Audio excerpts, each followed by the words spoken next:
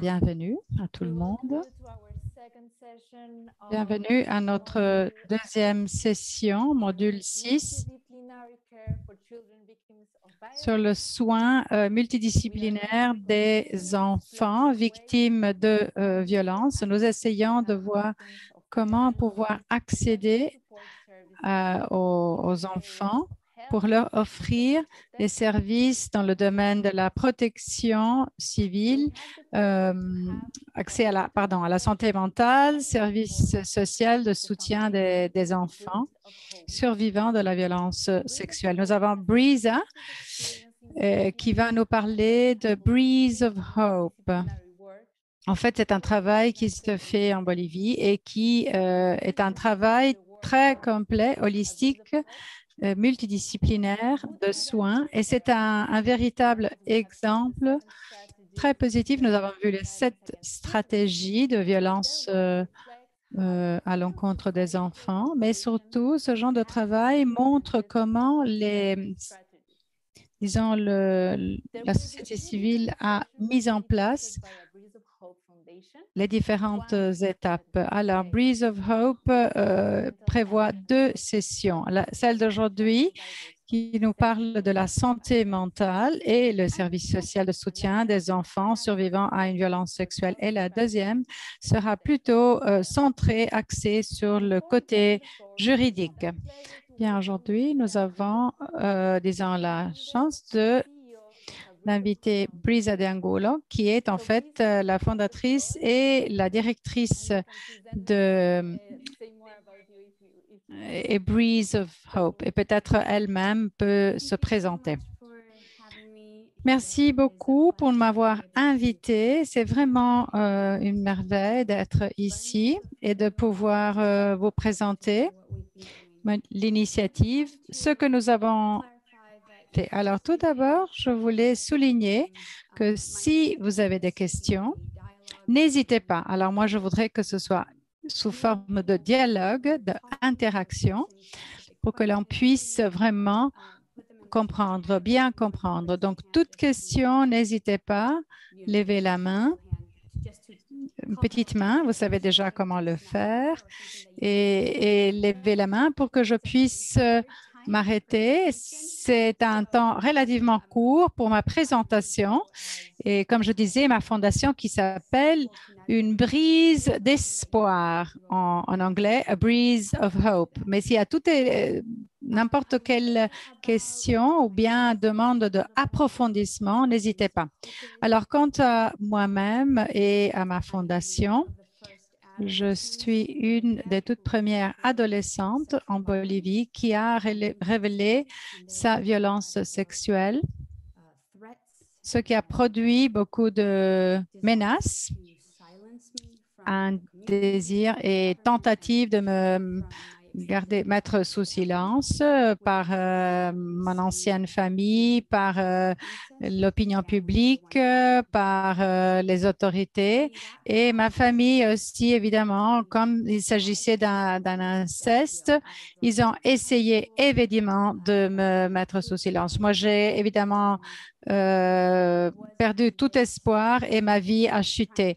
J'ai presque failli me suicider, j'ai abandonné l'école et en fait, il n'y avait pas de centre, d'institution dans ce pays, dans mon pays, pour accueillir des situations pareilles. Et alors, avec ma famille, j'ai en fait décidé de créer, de fonder cet établissement, cette fondation. Et quand nous avons, avec l'aide de ma famille, comme je disais, alors, quand on a commencé il y a 20 ans, surtout, l'idée était celle de permettre aux enfants de savoir, d'avoir plutôt à disposition un endroit où ils ne se sentent pas seuls. Et moi, évidemment, je me sentais tellement mal que j'ai pensé que les autres ne devaient pas vivre le même. Alors, ça fait 20 ans. Mon processus, évidemment, est encore là, est encore ouvert.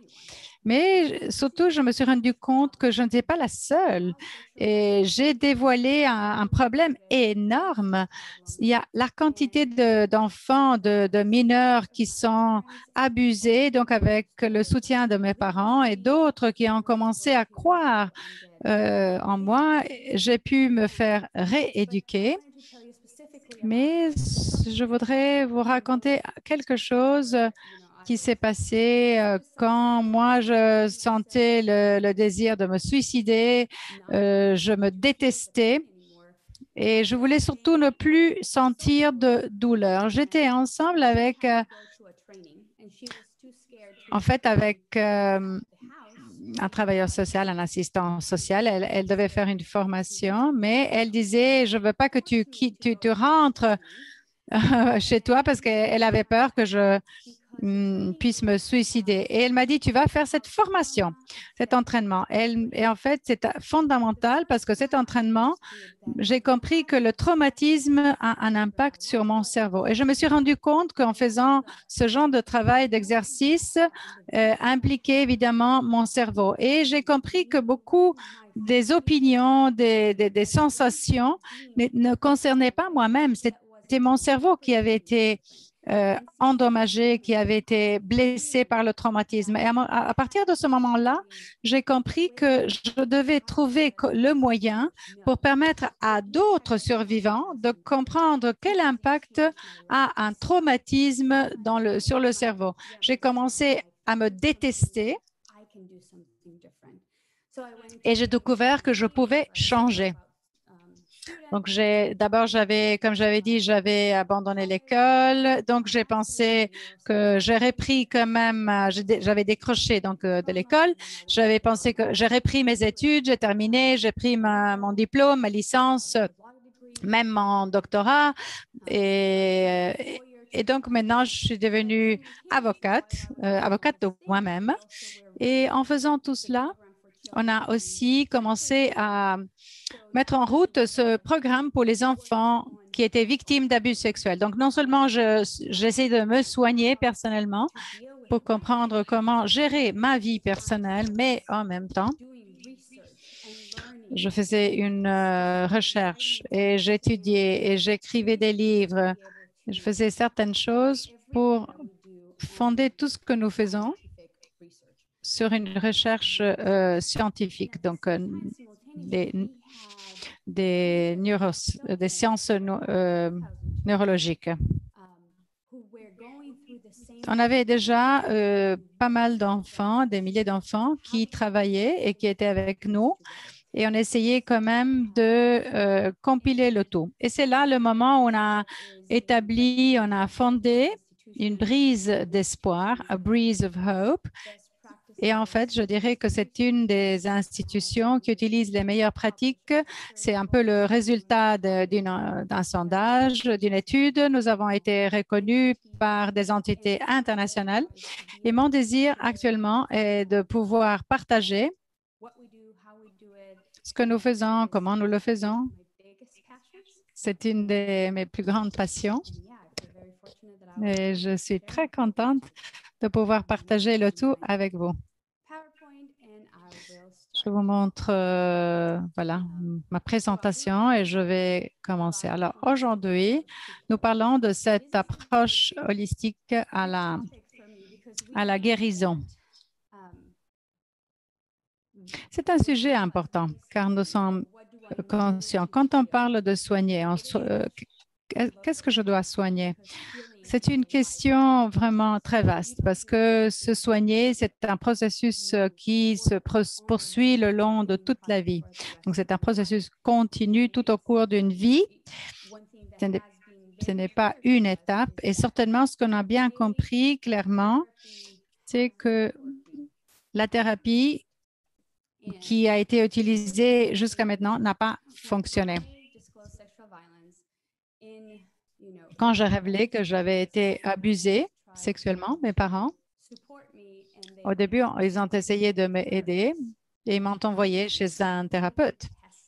Et moi, j'ai détesté cela. J'ai détesté la thérapie. Je l'ai détestée de tout mon cœur. Je suis obligée parce que j'étais consciente, on m'avait persuadé que le thérapeute allait m'aider. Ça a apaisé mes parents, mais moi, je détestais ces séances. Je me sentais un peu comme si j'étais un cas de plus, un numéro dans la multitude de numéros, et que moi, je devais aussi dire ce que la thérapeute voulait que je dise qu'elle voulait entendre. Et j'en sentais aussi sous-jacent, sans jugement. Et alors, chaque fois, je devais essayer de me justifier pourquoi certaines choses ont été faites, pourquoi j'ai réagi. Et puis, je suis passée d'un thérapeute à l'autre. Je suis arrivée, j'en ai vu 7. Et pour finir, j'ai décidé d'étudier la psychologie, parce que quand j'étais une adolescente à l'époque, je me suis dit, eh bien, il faut que j'apprenne il faut que j'apprenne à connaître mon ennemi pour le détruire. Mais il y en a, en fait, il y en a eu une femme en plus, avec laquelle je me suis sentie bien et je lui parlais, elle me comprenait. Et pour la première fois, en fait, après des années où je répétais mon histoire, j'essayais d'avoir une certaine possibilité de comprendre, de m'en sortir, une certaine percée aussi émotionnelle, j'ai senti qu'elle me comprenait. Quand j'ai vu qu'elle était fâchée, elle montrait ses sentiments. Elle était fâchée, elle était préoccupée, elle était attentive. Là, c'était la toute première fois où je me suis sentie vraiment comprise. Et alors, je dis, voilà, tu as bien, maintenant tu es. Et là, c'était le moment, le tournant dans ma vie, parce que j'ai compris que là, c'était le début d'un processus de guérison. Voilà, maintenant, je voudrais d'abord vous présenter un peu la portée de la violence sexuelle, l'impact d'un traumatisme, que faut-il soigner ou guérir, quels sont un peu aussi les résultats de la recherche scientifique, la théorie polyvagale, l'approche du bas vers le haut. Et comment pouvons utiliser ces deux approches dans notre réalité aujourd'hui, à la lumière des milliers d'enfants avec lesquels que nous gérons? Eh bien, sur 4 filles et 1 sur 6 garçons sont victimes d'abus sexuels en dessous de l'âge de 18 ans. Donc, comme je disais, il y a 1 fille sur 4 et 1 garçon sur 6 qui sont victimes d'abus sexuels avant 18 ans. Alors, j'aimerais bien, mais est-ce que vous pouvez mettre dans la chat, d'après vous, quel est l'endroit le plus dangereux pour un enfant? Quel est l'endroit le plus dangereux où il risque d'être abusé sexuellement? Dans quel endroit un enfant, un jeune, un mineur risque une violence sexuelle? Dans quel endroit?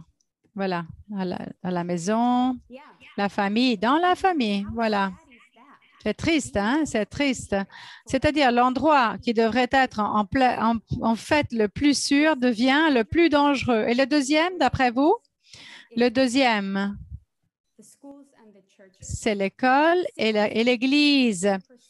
Entre 63 et 73 des enfants sont abusés dans leur famille et aussi, comme vous dites, le milieu familial. Et en principe, cela devrait être l'endroit le plus sûr pour un enfant, devient le plus dangereux.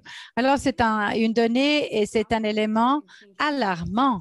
Nous devrons vraiment comprendre comment y réfléchir et c'est l'endroit le plus à risque. Alors, entre 60 et 70% des victimes de violences sexuelles ne révèlent pas être abusées, avoir été abusées.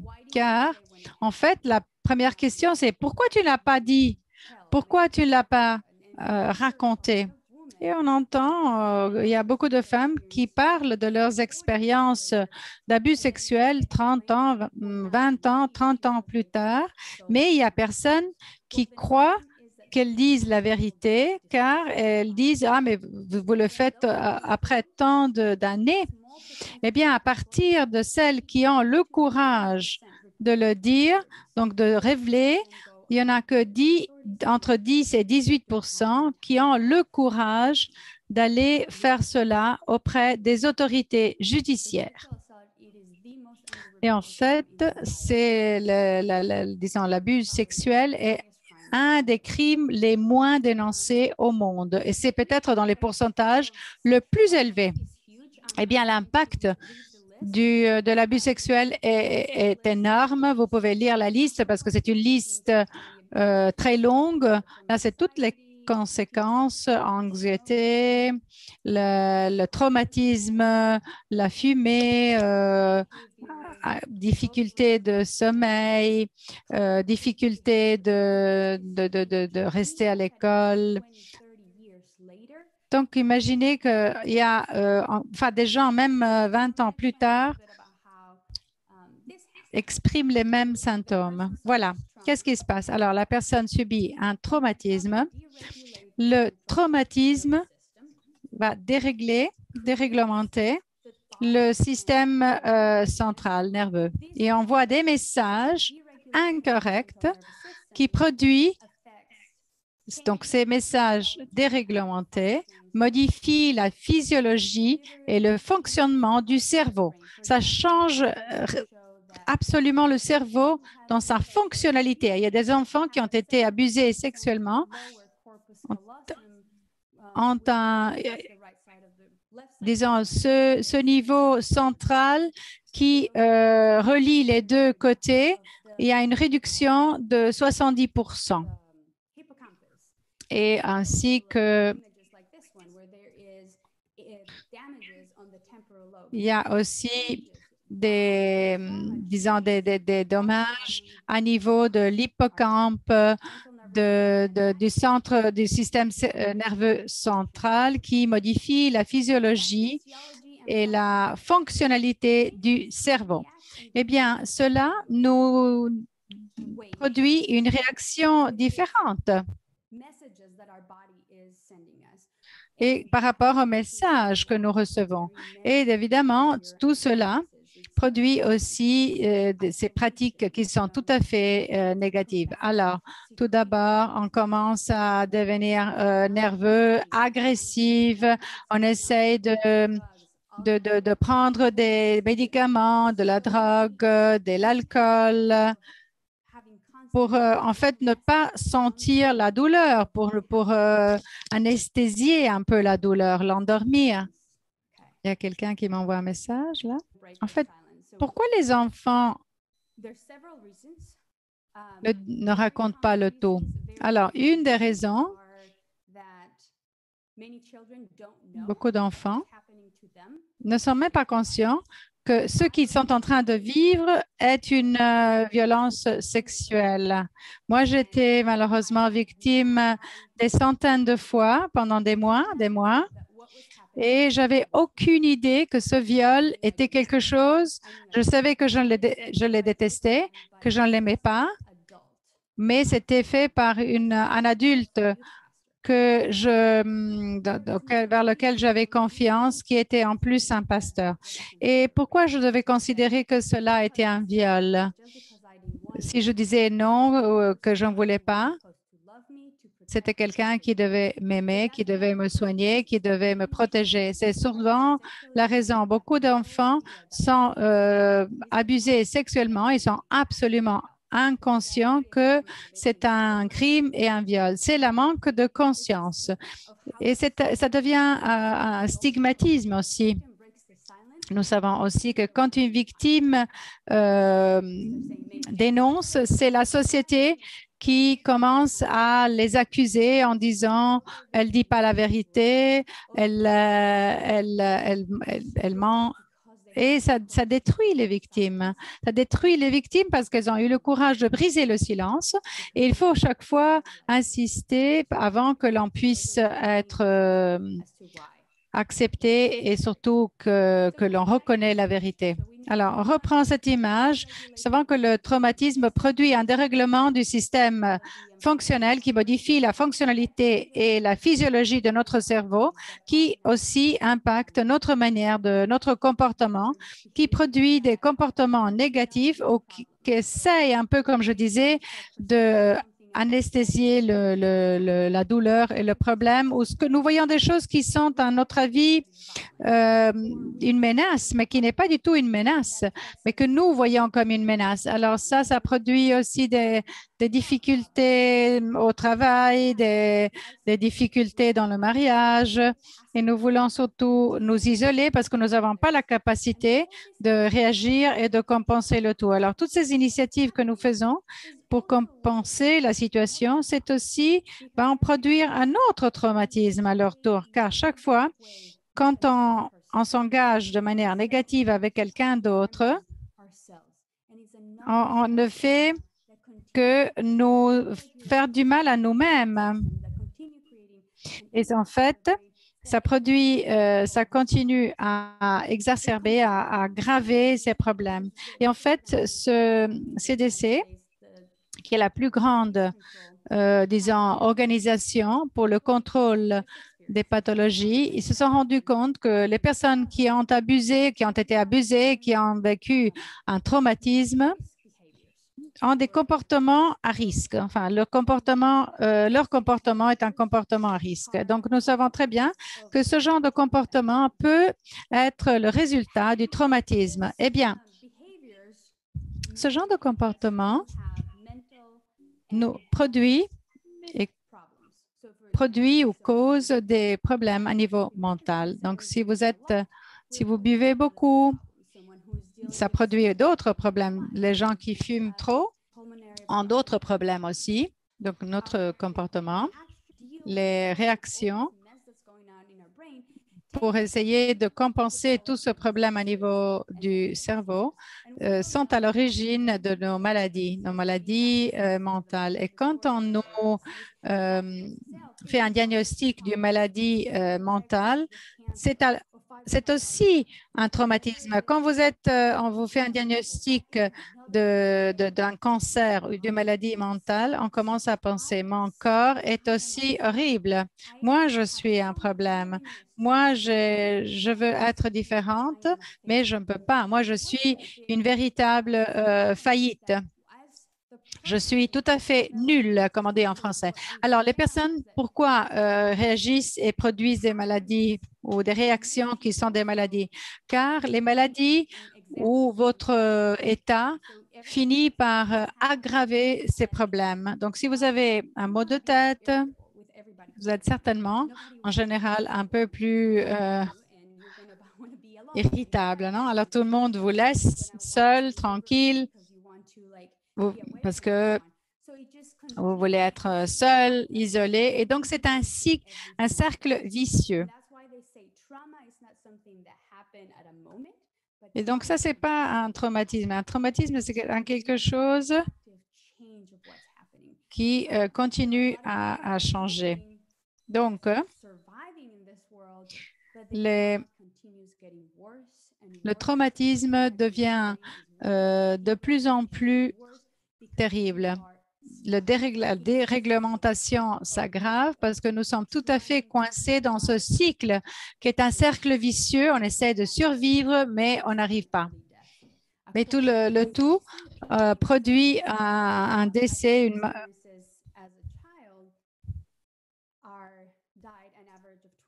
donc précoce. En général, les personnes qui ont subi ce genre d'abus, en général, meurent 20 ans avant ceux qui n'ont pas subi de traumatisme. Donc, tout traumatisme, en général, les personnes qui n'ont pas subi de traumatisme arrivent en général, dépassent les 65 ans. Tandis que ceux qui ont vécu des expériences négatives, très peu ou la plupart, la mort est entre 19 et 49 à cause du comportement et de la réaction à ce traumatisme. Qu'est-ce que tout cela nous montre? C'est que nous, en tant que survivants, C'est une vie horrible parce que c'est une survie, c'est pas une vie. Tous les jours, il faut essayer de se lever et trouver le courage pour aller au travail, pour rentrer chez soi et pour s'accepter. Donc, non seulement c'est une vie très difficile à vivre, mais pour finir, on finit par mourir plus tôt. Alors, l'impact du traumatisme déréglemente le système nerveux et modifie la structure et la fonction du cerveau. Donc, la base de la guérison et de la résilience est nécessaire pour compenser cette déréglementation. Voulons-nous vraiment une guérison durable? Eh bien, nous devons alors tout d'abord évaluer et adapter les approches à la perspective neurophysiologique. Alors, si vous voulez vraiment, si vous pensez, il y a des années, les gens ont fait de la thérapie pendant des années et des années, et encore, elles se sentent très mal. Les symptômes sont horribles et elles n'arrivent pas à se insérer dans la société. Donc, ils ont fait des années et des années de thérapie, mais en fait, la thérapie ne fonctionne pas parce qu'on suit toujours les mêmes approches, mais il faut le modifier, il faut modifier ces approches parce qu'il faut absolument suivre aussi disons, les conclusions de la recherche. Alors, les communautés thérapeutiques, en général, se centrent sur les réactions des gens. Là, comme vous voyez qu'avec la souris, je suis en train de montrer. Donc, ils essayent d'aborder le problème. Alors, quelqu'un qui a des problèmes dans le mariage, ils essayent de résoudre le problème du mariage ou bien autisme ou la dépendance alcoolique. Mais en fait, la même personne, quelques mois plus tard, va devenir dépendant de drogue ou va produire d'autres symptômes. Donc, il se limite à essayer de résoudre et aborder les réactions. Mais n'importe quelle soit votre réaction, c'est le corps qui vous envoie toujours les mauvais messages. Alors, tant que le corps vous envoie les mauvais messages, il y aura toujours un autre comportement qui sera inapproprié. Donc, quand nous voulons absolument, c'est le but de la théorie polyvagale, a comme but en disant, il ne faut pas se centrer sur les réactions, mais essayons-nous de centrer sur, par contre, cette partie-ci. Comment pouvons-nous changer le message que le corps transmet au cerveau? Comment pouvons-nous réglementer, rééquilibrer pour que le message qui passe, qui est transmis, ne produit cette réaction du corps ne affecte pas la fonction et la fonctionnalité du cerveau. Donc, nous devons maintenant ne pas nous centrer sur le comportement, surtout quand le comportement est inadéquat pour essayer de le réglementer. Donc, non seulement cela n'aide pas, mais ça donne aussi, ça envoie un message de faillite. Vous me dites que je dois accepter cela, que je dois faire ceci, que je dois essayer de contrôler mes réactions. Mais j'ai déjà fait tellement d'efforts, mais j'arrive pas du tout, j'arrive pas. Et j'aimerais beaucoup avoir une belle interaction sociale, mais quand je vais quelque part, je sens de l'anxiété. Je sais que je voudrais, disons, surmonter le tout, mais mon corps m'empêche. Je finis par, en fait, me sentir encore pire. Alors, la science me dit qu'il faut se centrer sur le message. Alors, la bonne nouvelle, c'est que se centrer sur le système central est une action très, très simple. C'est-à-dire que tout le monde peut le faire. N'importe qui, tout le monde. C'est quelque chose de très simple que l'on peut utiliser et qui peut se faire et tout le monde peut le faire. Pas facile parce que ça demande de l'effort, ça demande de la persistance, mais c'est faisable. Alors, comment pouvons-nous changer le système central, le système nerveux central? Comment pouvons-nous empêcher que le corps transmet le message incorrect? Et là, c'est le moment où intervient la théorie polyvagale qui nous permet de comprendre que si nous modifions notre état physiologique, nous pouvons modifier les neuroceptions c'est-à-dire c'est ce que nous percevons et qui n'est pas conscient.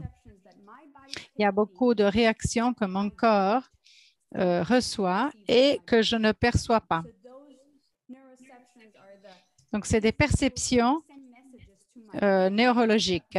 C'est des perceptions, neuroperceptions qui peuvent en fait modifier le système nerveux. Par exemple, je pourrais penser, ah, je voudrais aller à une fête, je voudrais être entouré par des gens, mais mon corps envoie des messages en disant, c'est une situation dangereuse, anxieuse. Donc, je sens l'anxiété malgré le cerveau frontal me dit que je peux le faire. Pourquoi je ne peux pas être là tranquillement? Et donc, nous savons très bien comment pouvons-nous changer ces perceptions qui vont nous aider à modifier le système nerveux. Cela signifie que nous pouvons modifier les histoires ou les narrations vers nous-mêmes, vers les autres et le monde qui nous entoure. C'est-à-dire, je me déteste, j'ai peur du monde qui m'entoure, tout le monde est là pour m'attaquer, ou bien j'adore moi-même, j'adore vivre et j'adore chaque minute, chaque instant de ma vie. La vie est merveilleuse. Voilà comment cela fonctionne. C'est un peu par rapport à ce que nous connaissions du système sympathique et de quelle manière cela a un peu été modifié.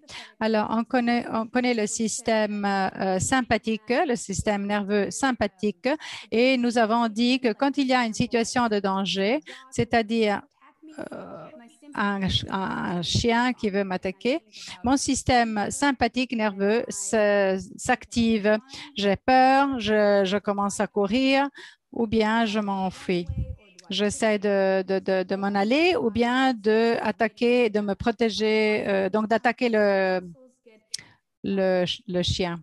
Donc, mes muscles s'endurcissent, je suis prêt à lutter et je lutte. Et puis, nous avons le système parasympathique, où il y a mes muscles sont tranquilles, sont détendus. En fait, c'est rien que quelque chose de facile parce que vous pouvez avoir le système sympathique qui est actif quand il est positif, mais également quand il est négatif, quand il y a une situation de danger. Donc, dans un système nerveux sympathique, alors imaginons qu'il y a un enfant qui va se lancer dans une piscine, donc il va plonger dans une piscine. Alors, le système nerveux est activé, il est absolument enthousiaste, parce qu'il dit il va maintenant surmonter sa peur. Le cœur commence à battre rapidement, les muscles sont tendus, tout le monde l'encourage, il est excité, c'est une situation très positive. Et donc, le système sympathique nerveux est activé. Mais dans cette même situation, il y a un enfant qui a tellement peur, qui se sent mortifié, l'adrénaline circule, les muscles aussi. Et c'est terrible, c'est horrible pour l'enfant. Et c'est la même expérience qui peut produire un résultat complètement différent. Il suffit d'avoir une seule chose, que ce soit l'une ou l'autre. Ça dépend beaucoup du nerf vague.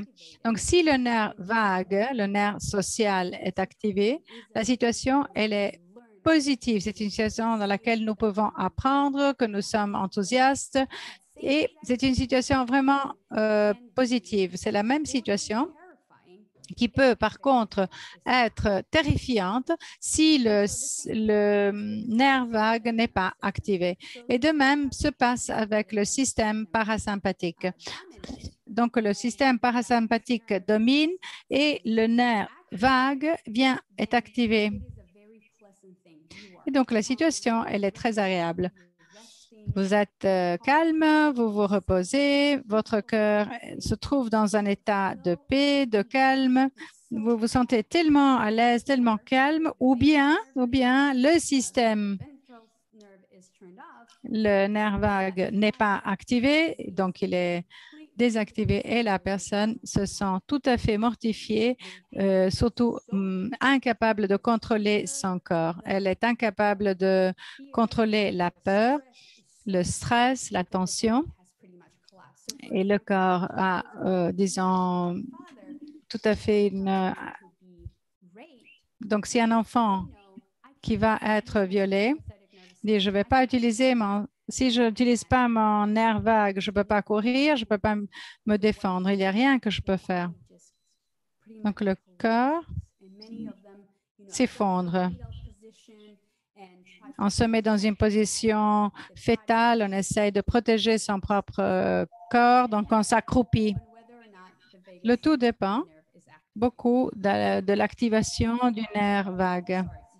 Le nerf vague est le nerf du crâne le plus lent, c'est le 10e qui origine dans la base du cerveau, passe à travers le visage, le cou, les poumons, le cœur, le diaphragme, l'estomac, l'intestin, le foie, les reins. Donc, essayez de le toucher quelque part dans votre corps. Vous savez qu'il passe un peu partout dans votre corps. Donc, vous pouvez le toucher, vous pouvez toucher tous ces organes. Et pensez à quand vous vous êtes trouvé dans une situation de stress et de peur. Sachez que ça, c'est le passage. Et vous savez que votre corps, votre cou devient tendu, vous n'arrivez pas à respirer, vous avez mal à l'estomac. C'est un nerf de grande importance, très important, et qui nous aide en fait à gérer une situation. Alors, il y a quelque chose que je voudrais souligner qui est très important. Nous devons certainement comprendre pour savoir que si le nerf vague, il est activé, si on se sent sûr, si nous sentons de la peur, ça veut dire qu'il est désactivé pour que les deux autres systèmes peuvent nous protéger, pour que nous puissions nous enfuir ou bien nous paralyser, incapables de contrôler la situation et la subir totalement. Voilà, le nerf vague a plus de 100 000 fibres nerveuses et communique de manière bidirectionnelle entre le cerveau et le corps. Plus de 80% des fibres communiquent à partir du corps vers le cerveau et le 20% restant communiquent du cerveau au corps. Donc, comme je disais, c'est le nerf vague qui nous dit comment au cerveau quoi faire. Est-ce que nous pouvons percevoir et savoir comment réagir. Donc, la manière dans laquelle mon corps aussi voit les choses influence beaucoup ma réaction. Donc, si le système social d'engagement, donc le nerf, comme je disais, vague, est activé, la personne se sent sûre de compassion, sans la compassion, elle a un potentiel d'apprentissage, capacité de résilience, capacité de se soigner du traumatisme, elle est capable de rester bien centrée, calme et aussi une certaine connexion, intimité avec nous-mêmes, avec les autres. Elle offre aussi un certain équilibre entre les deux systèmes, sympathique et parasympathique. Elle nous permet aussi au cerveau de se synchroniser, sentir l'empathie. Elle nous permet aussi de prévoir des relations prévisibles, empathiques, harmonieuses et authentiques. Voilà que nous percevons, et je vais m'attarder un peu plus sur cet élément. Ce nerf vague perçoit comment vous êtes à travers votre voix, votre comportement, votre respiration, vos expressions faciales. Donc, c'est un peu le miroir. C'est des choses que nous ne pouvons pas falsifier, nous ne pouvons pas modifier notre voix, nous ne pouvons pas modifier notre respiration. Nous sommes incapables de les masquer. Nous ne pouvons pas imaginer ou faire semblant parce que ça se voit. Ça paraît. Et c'est très commun, c'est très fréquent. Si vous êtes entouré par des gens qui sont heureux, qui sont bien heureuses, qui sont sympathiques, vous vous sentez de la même. Vous vous sentez comme ça. En fait, on commence à imiter la personne qui est devant nous. Car si nous voulons activer, si nous voulons surtout aider quelqu'un à activer son nerf vague, il faut que le nôtre soit activé. Il faut que cela soit activé pour pouvoir aider les autres. Donc, dans une situation thérapeutique, je dois faire en sorte que mon nerf vague soit activé si moi, je veux aider les autres. Alors, il y a trois principes qui concernent la théorie polyvagale. Alors, il y a une hiérarchie. Alors, tout d'abord, c'est le nerf ventral est activé. La personne se sent tout à fait bien. Il y a quand même un sentiment de peur, donc cela se bloque. Alors, le système sympathique s'active. Je suis en danger, j'ai besoin de courir, je dois me défendre. Et si ça ne fonctionne pas, ça active aussi le nerf vague dorsal qui, en fait, dit « je suis incapable de gérer la situation » et je m'effondre et je m'enferme. Alors, l'autre principe de la théorie vagale, c'est en fait polyvagale, c'est la conception neurologique. Et c'est en fait comment le système nerveux autonome, de manière subconsciente, fait une évaluation et répond, réagit à un danger ou à une situation de sécurité dans l'environnement. Donc, c'est ce qu'on appelle un sentiment des entrailles. Et en fait, il y a aussi la co-régulation, donc co-réglementation. C'est une réglementation mutuelle de l'état physiologique parmi les personnes. Ça dépend beaucoup avec qui nous sommes et le tout est basé sur cela. Alors, l'impact du traumatisme. Cela empêche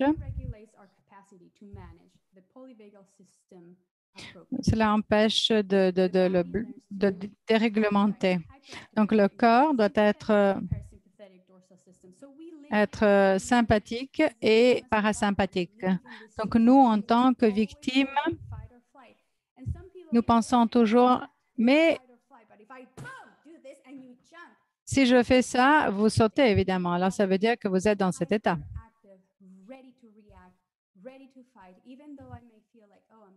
Donc, peut-être, même si vous avez l'impression d'être calme, mais vous n'êtes pas du tout calme. Et donc, cela,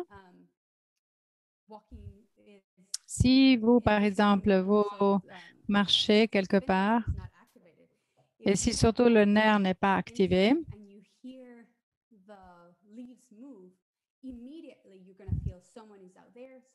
si vous sortez dans la rue, vous avez tout de suite peur et vous sentez que vous n'êtes pas en sécurité. Donc, chaque fois, vous êtes prêt à réagir ou vous enfuir. Si quelqu'un au bureau vous dit bonjour, tout simplement, on est toujours là et on perçoit tout ce qui se passe et tout va m'attaquer. Ce qui est quand même une bonne réaction du corps. Comment est-ce que je peux répondre à cette situation de danger? Le problème, c'est que nous ne sommes plus dans cette situation de danger. Et donc, quand même, on n'est plus dans une situation de traumatisme, mais nous continuons à réagir comme si on était dans une situation de danger. Alors, comment est-ce que je peux apprendre à mon corps de dire « je suis en sécurité ».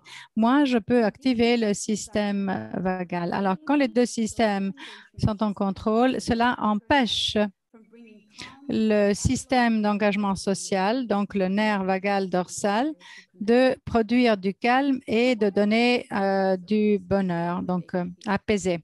Quelles sont les implications? Alors, tout d'abord, ce que nous avons besoin de comprendre nos corps, nous avons besoin de comprendre notre système nerveux et les différentes décisions prises par notre corps sans avoir beaucoup à dire. Par exemple, l'idée que je veux quand même avoir de l'intimité, mais mon corps ne veut pas, refuse. J'ai fait tout ce que je pouvais, mais je n'arrive pas à être la personne que j'aimerais être. Et alors, donc, une des questions cruciales, c'est que bien avant de comprendre comment mon corps fonctionne, pour que quand nous accueillons la famille, les enfants qui ont vécu une situation de traumatisme, Ils doivent apprendre cette théorie polyvagale.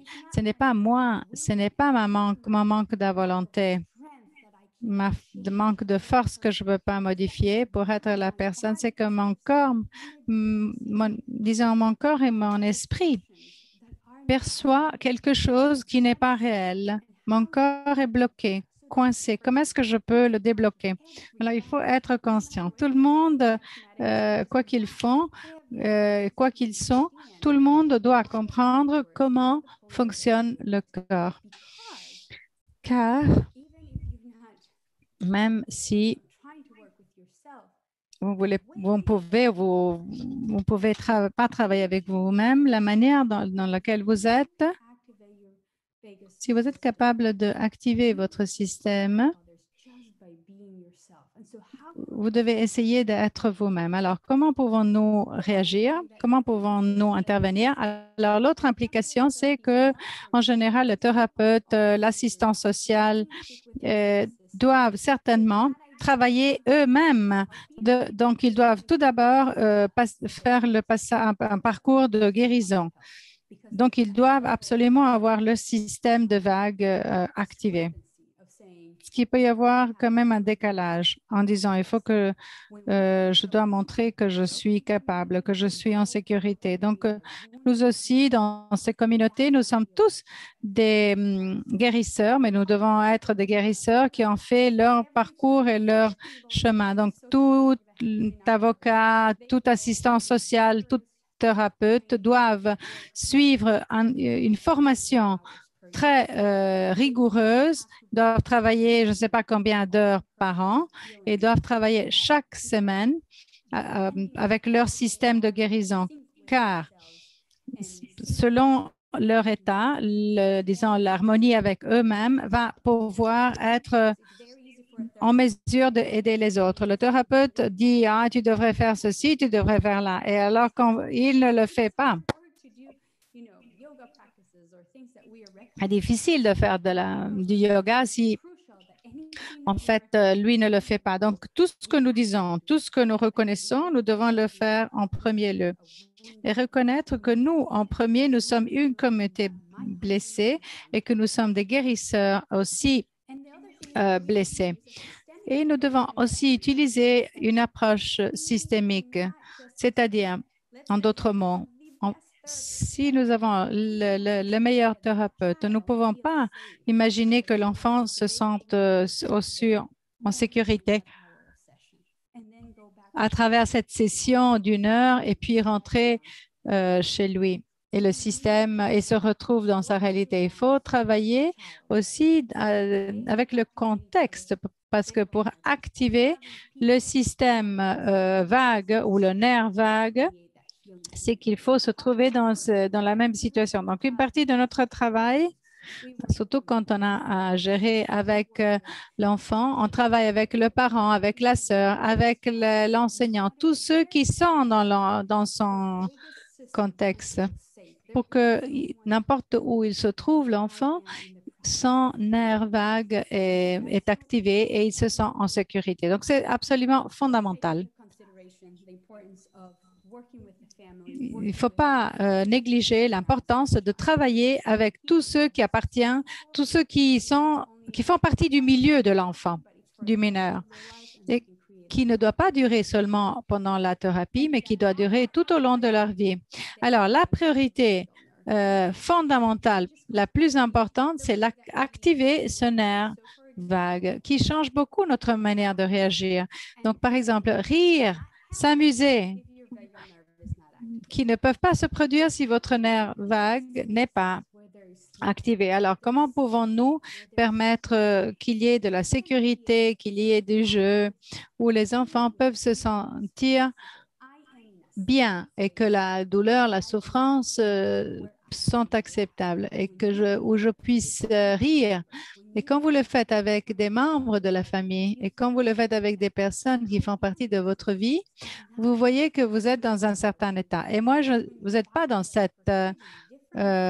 ce contexte. Et c'est quand le corps reçoit différents messages et envoie des messages au cerveau. Le deuxième aspect, Et je vais un peu accélérer. C'est l'approche du bas vers le haut. Alors, en fait, quand il y a une évolution, donc tout d'abord, il y a un système, il y a différentes étapes de développement.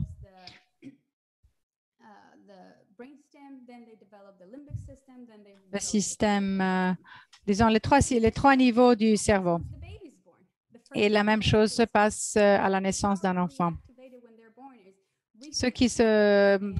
Quand l'enfant est né, il y a les réflexes qui s'activent pour survivre.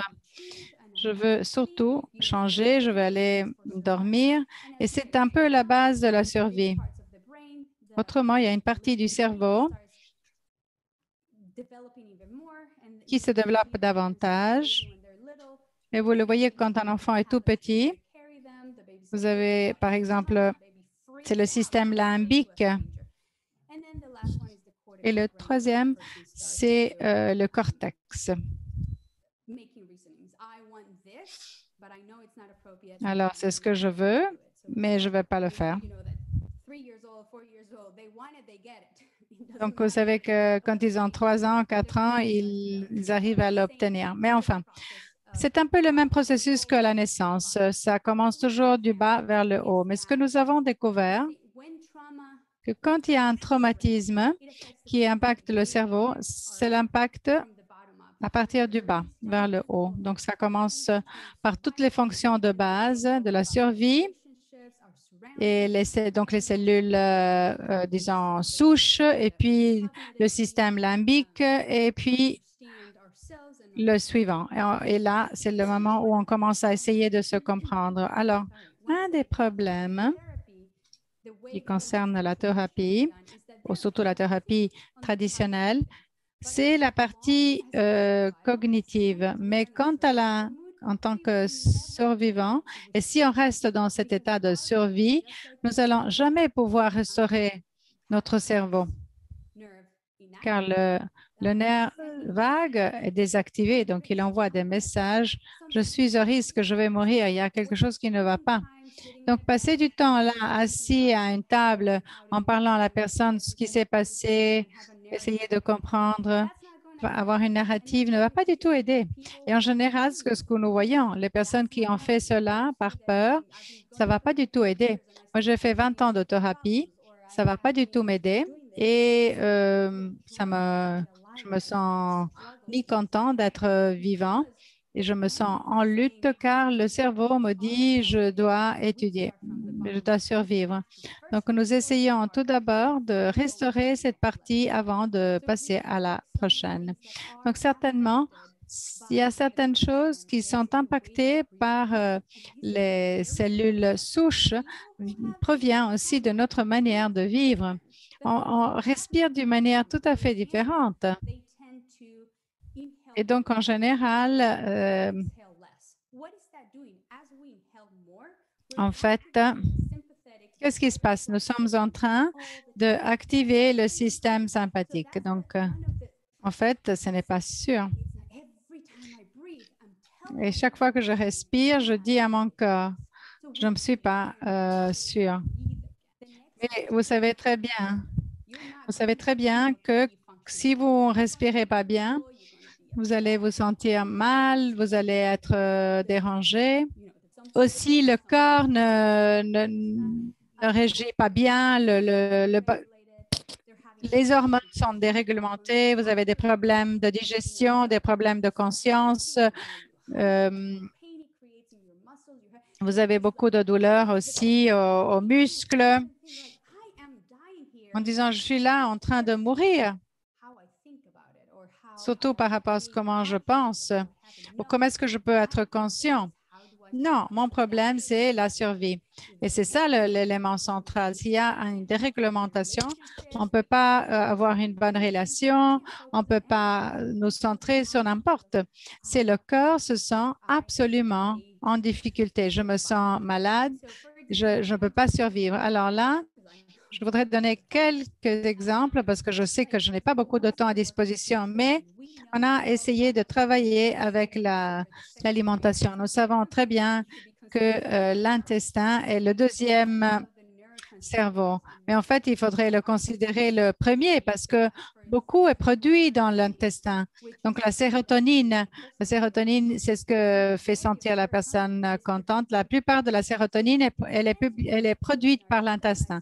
Donc, ça dépend beaucoup de ce que nous mangeons qui va aussi nous dire et expliquer et surtout produire des hormones qui vont nous faire sentir d'une certaine manière. Par exemple, juste à titre d'exemple, parce que ça pourrait être tout un autre sujet, le sucre, en général, les personnes consomment du sucre. Le sucre produit une inflammation au cerveau. Alors, quand vous êtes malade et que vous sentez que vous êtes gonflé, donc votre visage est gonflé, qu'est-ce que vous voulez faire? Vous voulez vous allonger, vous voulez rester seul.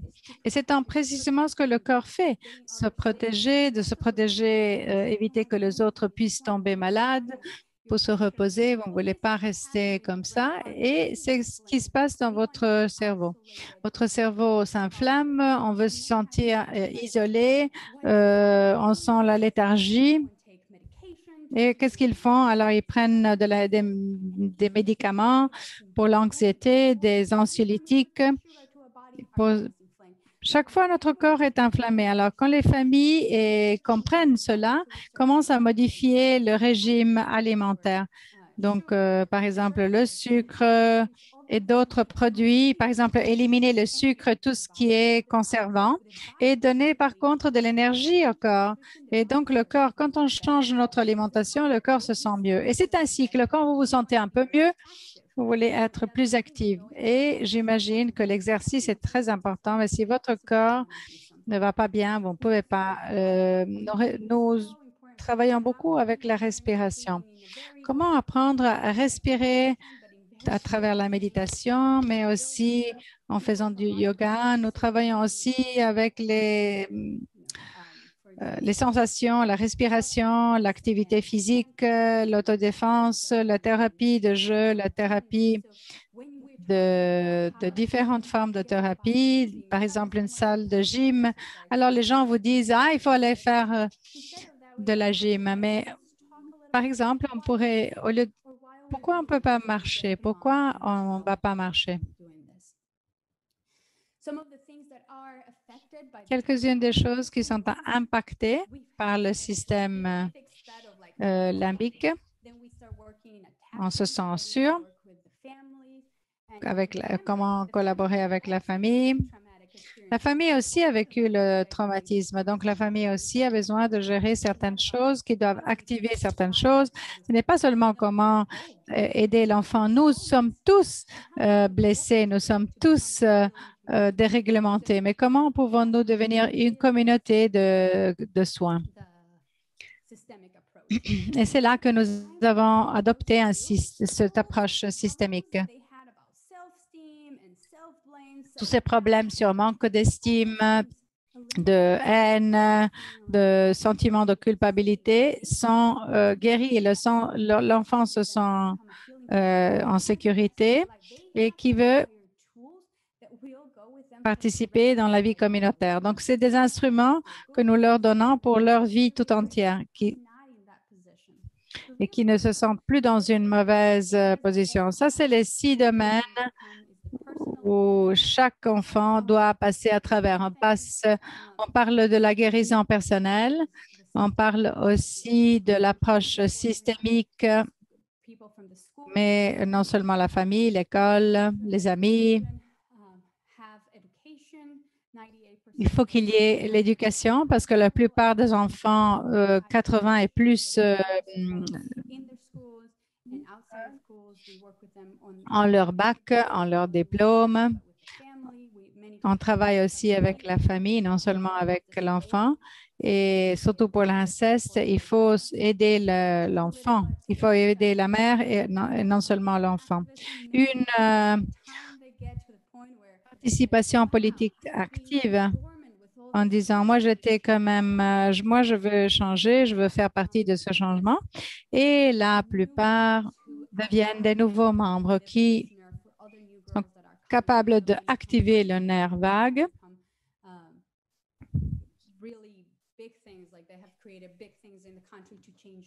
et qui veulent absolument pouvoir changer les lois et tout. Nous travaillons aussi avec la justice.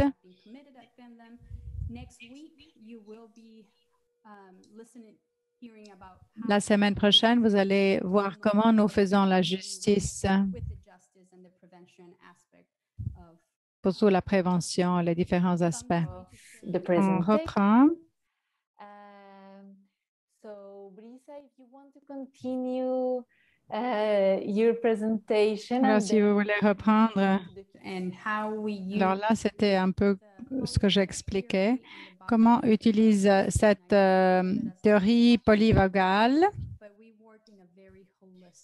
mais on travaille d'une manière holistique, c'est-à-dire on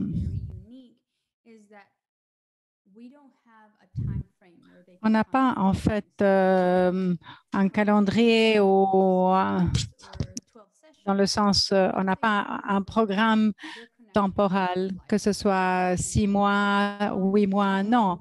C'est pour la vie. Ils peuvent venir n'importe quand et pendant combien de temps. Et en fait, dans notre guérison personnelle, nous utilisons différentes méthodologies, la yoga, la danse, thérapie de jeu, thérapie de groupe, technique de lecture. Ce qui est intéressant, la musique. Ce qui est intéressant parce que quand vous participez à notre programme, les enfants qui arrivent, qui viennent, sont des enfants qui ont été violés et qui ont subi des traumatismes terribles. Et vous entrez, vous sentez la musique, les gens qui dansent, qui s'amusent. Et c'est vraiment fondamental pour des enfants de pouvoir entrer dans un endroit où ils peuvent rêver de nouveau, s'amuser de nouveau, jouer de nouveau. Et c'est vraiment notre but. Comment pouvons-nous montrer qu'il y ait cet engagement social à travers l'activation du nerf vague pour que les enfants puissent se sentir qu'ils sont dans un endroit sûr. On travaille aussi avec la famille non offensive, c'est-à-dire la partie la plus importante, la famille indirecte, disons. C'est que toutes ces familles participent à, disons, à d'autres familles. Donc, c'est les parents non maltraitants. On est tous blessés, on est tous brisés et on est tous là parce que nous voulons être là pour l'enfant. Nous voulons activer l'engagement social, le nerf vague pour être sûr d'être dans un endroit en sécurité. On travaille aussi avec l'éducation pour que les enfants ils puissent compléter leurs études et qu'ils puissent aller à l'université parce qu'ils peuvent acquérir une indépendance économique. La plupart de ces enfants viennent de communautés très appauvries. Le traumatisme, parfois, leur permet après d'acquérir une indépendance économique, surtout pour, si vous voulez, éviter qu'ils puissent être de nouveau révictimisés. Et surtout, même les parents, parfois les mères apprennent des métiers pour devenir autonomes, indépendantes. Donc, pour pouvoir produire des bénéfices, pour ouvrir un compte courant, lancer une petite activité. Il y a aussi une participation politique, comment pour faire entendre leur voix, pour produire un changement social parmi leurs pères, dans la famille, à l'école. Ils ont produit le réseau des enfants et des adolescents contre la violence. Ils ont des réseaux sociaux, ils ont des mouvements. Ils ont aussi des rôles, des personnes, des protagonistes qui participent, qui collaborent et qui viennent travailler dans les écoles pour ce programme entre jeunes, pour reconnaître la violence, pour en parler et qui s'engagent beaucoup. Ça devient vraiment très vivant.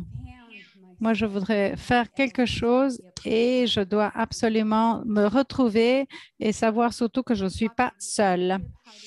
Aussi, la propriété, donc titularité de la propriété, le rêve, rêver l'avenir. C'est un peu comme une petite synthèse. Vous allez écouter du côté justice et prévention. Évidemment, maintenant, je voudrais savoir si vous avez des questions pour éventuellement approfondir quelques-unes des dimensions, quelque chose qui vous intéresse en particulier. Merci beaucoup. Brisa, voilà. One question in Spanish. Alors là, il y a une question en espagnol. Quel est le rôle disons, du choix, enfin, de l'action judiciaire pour obtenir la guérison? Alors, une des choses dont nous avons parlé, c'est que la guérison doit aller de l'avant en parallèle avec l'action judiciaire. Il n'y a pas vraiment une guérison au détriment de la loi.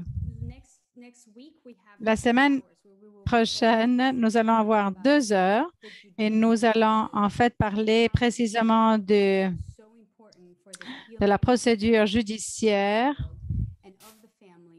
et de la famille et surtout le système judiciaire pour être capable de produire une guérison. Oui, donc il y a en fait toute une procédure. Et en fait, comment pouvoir poursuivre? Donc, je ne veux pas, comme on aura 2 heures pour cela. Si vous avez d'autres questions, je suis ravie. Et donc, la suivante question est combien de temps devrait durer une thérapie psychologique, psychiatrique pour permettre de récupérer un enfant? Ah bien, c'est important. Et c'est une guérison tout au long de la vie, donc c'est permanent, c'est continu. Donc il n'y a pas un délai, il n'y a pas une durée délimitée dans le temps. Et en fait, c'est l'enfant qui dit regarde la fleur. Ils sont tellement enthousiastes et vous sentez vraiment la joie, la grande joie d'être vivant. Ou en disant, non, c'est vraiment être content, être vraiment joyeux, d'être enthousiaste. Vous ne voulez pas vous endormir parce que vous voulez continuer à participer, vous adorez tout ce que vous faites. C'est précisément dont on parle. Donc, cette guérison, c'est un processus permanent tout au long de sa vie. Et alors, comment pouvons-nous permettre à l'enfant et à la famille, comment pouvons donner à la famille et à l'enfant les instruments pour pouvoir poursuivre ce processus de guérison tout au long de la vie. Donc, il n'y a pas un cadre temporel délimité, déterminé. Quand on utilise l'approche systémique, le niveau, la capacité, la longueur de ce processus de guérison est beaucoup plus rapide parce que nous activons le nerf vague et l'engagement social. En partie en nous aidant à nous connecter et le corps envoie les messages. Donc, ça dépend beaucoup de combien les systèmes de famille nous sommes capables d'utiliser pour leur donner la possibilité et sincèrement, ce sont eux qui disent oui, je suis dans le…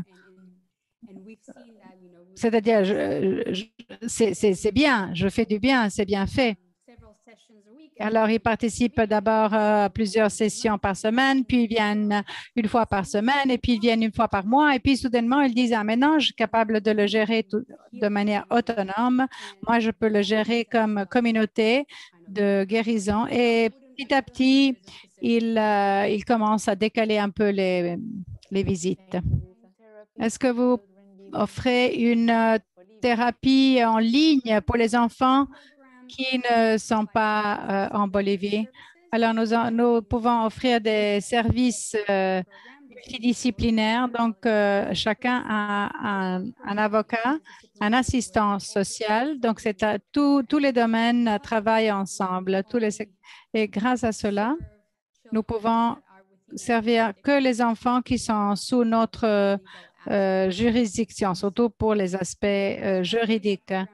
Si, par exemple, ils commencent dans notre programme et ils se déplacent, on peut le faire. Mais pour l'instant, on ne fait que travailler avec les enfants qui sont sous notre juridiction. Alors là, il y a une autre question en espagnol qui dit « J'aimerais connaître un peu plus la relation entre les trois cerveaux et le travail avec le nerf vague. Je n'ai pas bien compris la relation entre les trois parties du cerveau. » Great. So I'm going to share it. Je vais reprendre un peu la page. C'est pas qu'on a trois cerveaux. On a trois systèmes ou trois aspects du système central. Alors, une partie du système nerveux, c'est le système sympathique qui envoie des signaux, donc des signes au corps, par exemple, à notre corps, qui doit être en mouvement pour se défendre, pour lutter, ou bien si c'est un sport, pour s'amuser. Mais, par exemple, sans penser, par exemple, aux organes. Il faut que les muscles soient prêts, que les yeux bien ouverts, le cœur qui bat fort pour réagir et pour réagir, pour répondre. Alors, il y a une autre partie des signes qui sont envoyés. Donc, le signal qui vous envoie le message inverse, se détendre, les yeux calmes, par exemple, manger quand vous mangez, par exemple. Donc, il faut se détendre. Et puis, le nerf vague. Alors, il y a une certaine quantité d'organes qui sont toujours en action. Par exemple, la digestion. Mais c'est la perception qui change et la réaction, la perception et la réaction. Alors, ça dépend beaucoup de la présence de ce nerf vague, qui est un nerf social. On l'appelle le nerf social. Si le nerf social ou le nerf vague est activé, tout ce que nous percevons, tout ce qui nous engage, nous fait sentir en sécurité. Moi, je peux apprendre. Je suis capable de me trouver dans une situation positive. Si je vais à une fête, je vais m'amuser, je vais en profiter. Si je vais à la piscine, je vais m'amuser, je vais en profiter. Alors, si ce nerf vague, donc si cet engagement social n'est pas activé, n'importe quelle soit la situation, même au cas d'une situation positive, je vais avoir peur, je vais me sentir en anxiété, je vais me sentir avec de la peur. Et le corps aussi ressent ce message. Et je vais commencer à me sentir anxieuse. Je vais commencer à sentir que je vomis, que par exemple les glandes réagissent aussi. Mon corps va me dire que quelque chose ne va pas bien, même si je suis consciente en disant que tout va bien. Souvent, je pense que cela vous est arrivé. Vous sentez qu'il y a quelque chose qui ne va pas. Et parfois, je ne sais pas, vous avez oublié un document ou autre, mais parfois, vous vous sentez comme ça, même si vous dites, mais il n'y a rien de quoi s'inquiéter. Mais moi, je me sens tendu, je me sens déprimé, je me sens mal, je me sens attaqué ou agressé. Donc, ça dépend beaucoup de la possibilité d'activer ce nerf social ou nerf vague. Comment pouvons-nous créer des environnements sûrs dans lesquels l'enfant et les parents se sentent protégés, à l'abri, pour que le corps n'envoie pas un message que cela est dangereux. Donc, ça devient des endroits ça envoie un message de protection, ça envoie un message positif et l'enfant ne se sent plus coincé dans le passé. J'espère que ça a aidé un peu. Et pratique pour l'expérimenter sur soi-même dans le quotidien et aider les enfants ensuite. Merci bien à vous, Brisa. Avez-vous des centres partenaires en Afrique où cette thérapie est expérimentée? So no, I mean, we don't have pas vraiment. Je disais, on n'a pas un partenaire spécifique. Il y a beaucoup de programmes aux États-Unis qui utilisent la théorie polyvagale et qui permet en fait de comprendre comment gérer les enfants traumatisés. Mais nous avons d'autres programmes qui utilisent également l'approche systémique, donc l'autre système.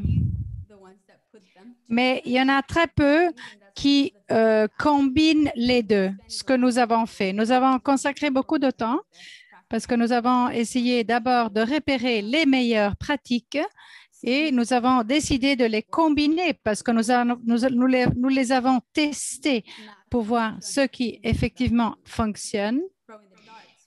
C'est-à-dire, on n'est pas allé comme ça au hasard, mais on a toujours des confirmations scientifiques. Donc, quand ceci se produit, comment est-ce qu'on comprend le traumatisme? On n'a pas vraiment un plan, mais on offre beaucoup de formations aux membres du personnel. On a également établi beaucoup de protocoles, ce qui est quelque chose de très important, surtout dans le monde thérapeutique. Parce que sinon, en général, on vous envoie dans une séance thérapeutique sans savoir, mais nous avons quand même une approche systématique.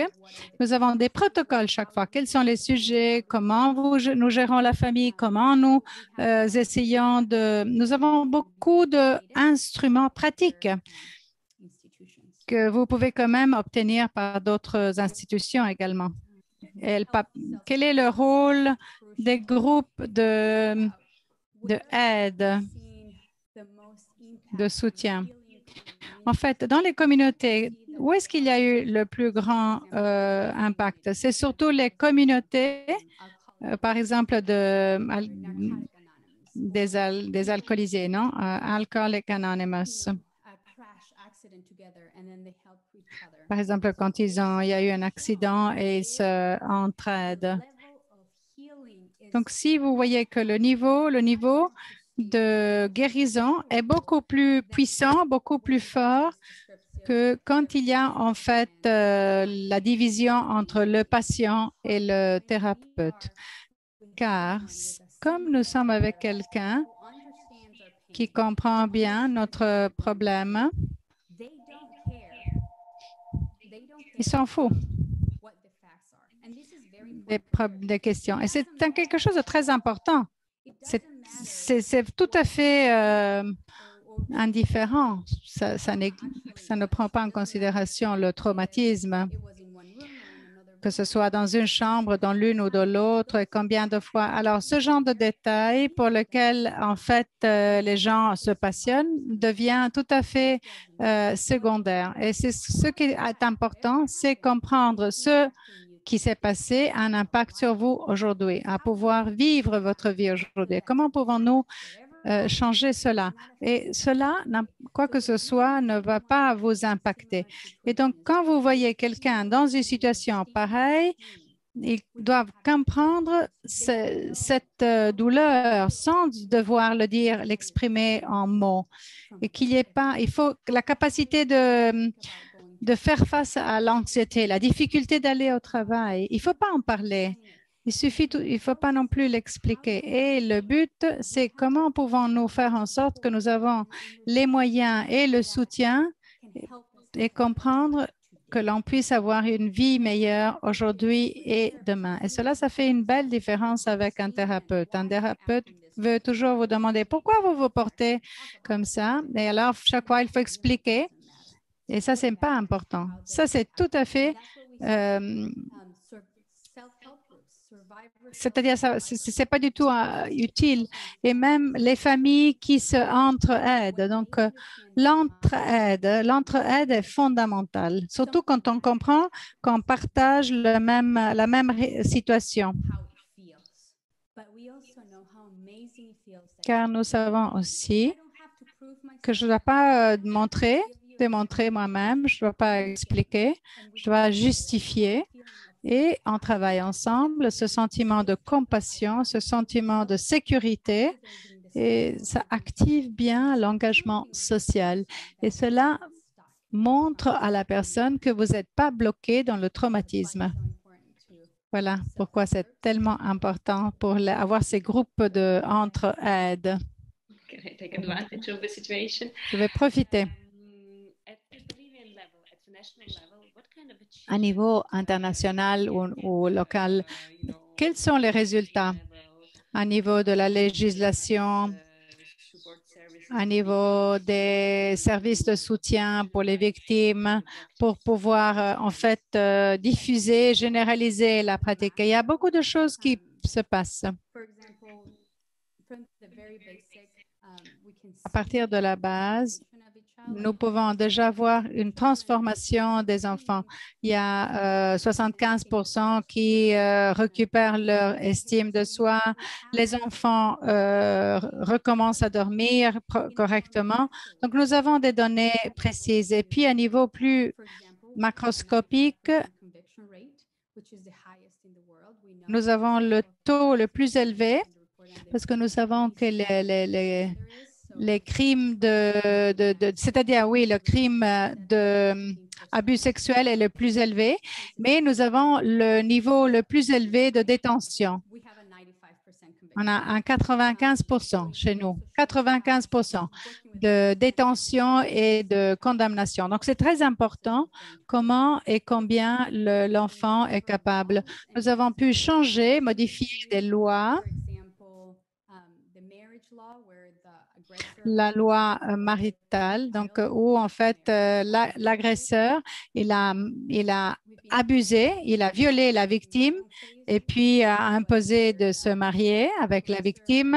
Par exemple, dans mon cas, l'agresseur était celui qui interrogeait la victime, ce qui s'est passé avec tous les cas avant moi et même moi dans mon cas. Quand on est arrivé à la cour, disons au tribunal, je dis que ce n'était pas l'agresseur qui pouvait m'interroger, mais plutôt un avocat. Et nous avons l'obtenu. On a changé beaucoup de choses. Mais par exemple, aussi dans la région, pour les victimes, j'ai en fait présenté mon cas à la Cour américaine au cours de 20 ans. Donc, la Cour interaméricaine. Donc, il y aura une audience l'année prochaine. Et c'est le premier cas. Et donc, la décision va impacter toute la région. Donc, quels sont les standards de gestion des cas d'inceste et qu'est-ce qu'un gouvernement doit faire pour réagir à ce genre de cas? Quel est le genre de formation? Nous savons que la plupart des gens qui doivent gérer la violence sexuelle dans le gouvernement ne sont pas des personnes qui ont une spécialisation. Il faut par contre l'être. Quelle est la formation? Comment pouvons-nous répondre à cette approche systémique? Donc, c'est effectivement établir des standards à niveau américain. Quel est le minimum? Et nous travaillons beaucoup avec la communauté internationale nous utilisons beaucoup d'expériences. Nous travaillons avec le CDC, avec les organisations. Voilà ce que nous voulons mettre en pratique. Est-ce que ça va fonctionner ou pas? Donc, nous voulons toujours montrer que ça ne va pas fonctionner, comment on va le modifier. Et donc, on travaille beaucoup avec les communautés pour leur offrir le tout. On a fait beaucoup de recherches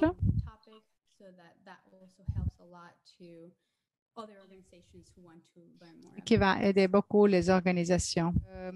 Si vous pouvez un peu expliquer un peu davantage disons, le système donc familier et l'autre, c'est l'approche du bas vers le haut, donc le bottom-up. Alors, qu'est-ce que cela signifie? Tout d'abord, il faut aborder la base, donc les éléments à la base, donc le ABC. Avant de passer aux relations, à la question.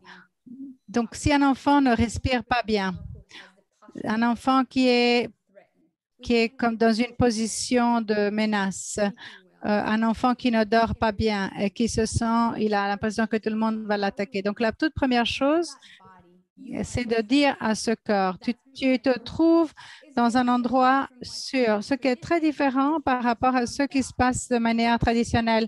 Vous arrivez dans un bureau et vous commencez à parler, mais quand vous parlez, vous utilisez la partie frontale du cerveau. C'est la partie qui s'active. Donc, nous essayons toujours de parler de ce qui se passe, mais qui ne va pas du tout aider.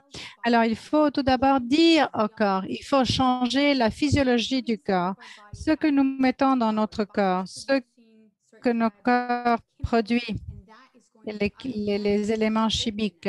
Et cela va automatiquement nous ouvrir à la partie suivante, qui est comment est-ce que je peux vivre dans ma communauté, comment est-ce que je peux me relationner avec les autres, avec mes parents, avec ma famille. Et après, on peut commencer à parler à l'interprétation, etc., etc. Donc, ça, c'est l'approche à partir du bas et qui est tout à fait l'inverse de ce qu'on a fait jusqu'à maintenant. En général, l'approche qu'on utilise, c'est toujours du haut vers le bas. On en parle et les gens pensent qu'en en parlant, ça va changer la manière par laquelle vous pensez. La manière de sentir va changer comment vous pensez. Donc, c'est à partir des sentiments que vous allez changer votre compréhension. Et puis, le système famille est fondamental. C'est l'autre question, car on ne peut pas établir des relations de dépendance. Et donc, pour pouvoir, en tant qu'étrangère, pour pouvoir activer le nerf vague, donc le nerf social, va être beaucoup plus difficile par rapport à la mère. Mais la mère, pour pouvoir encourager son enfant, c'est elle qui doit aussi le faire parce qu'elle a aussi vécu ces traumatismes. Mais puis, il y a les frères et sœurs qui mettent l'enfant en danger ou bien l'enseignant. Comment pouvons-nous créer un système, donc toutes ces personnes dans la famille qui participent dans notre programme ou bien nous allons chez eux et on travaille sur différents domaines. C'est toujours une étape à la fois. Et nous avons des protocoles. On commence par le premier, puis le deuxième, comment ils travaillent ensemble et puis ils reconnaissent quelles sont les racines du problème.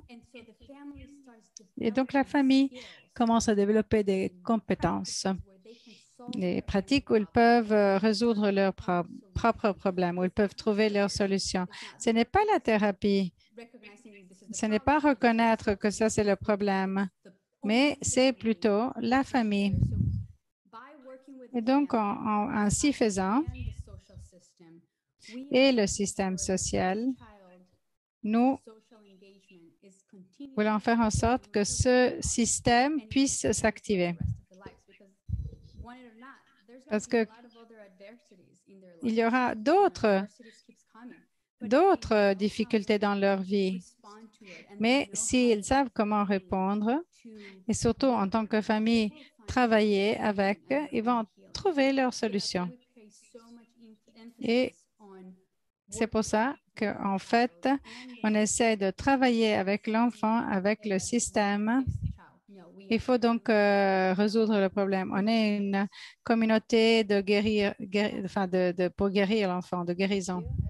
Sachez que dans la plateforme de formation, nous avons d'autres informations sur la fondation A Breeze of Hope. Nous avons 2 vidéos très intéressantes que je vous invite à regarder et que sont en anglais, mais ça vaut la peine. On va partager cela. La semaine prochaine, nous allons avoir la 2e session donc de la fondation A Breeze of Hope. Vous avez une semaine encore si vous voulez penser à d'autres questions. Donc, il y a beaucoup de merci. Thank you, Brisa, for your valuable information. Merci beaucoup, Brisa. Peut-être on peut arriver à une conclusion là. Merci beaucoup pour m'avoir invité, partager l'expérience.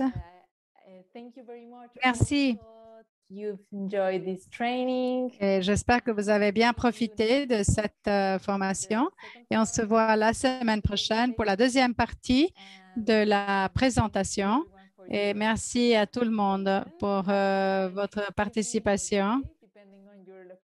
Et passez une belle journée selon votre... Et donc, à la prochaine. Au revoir.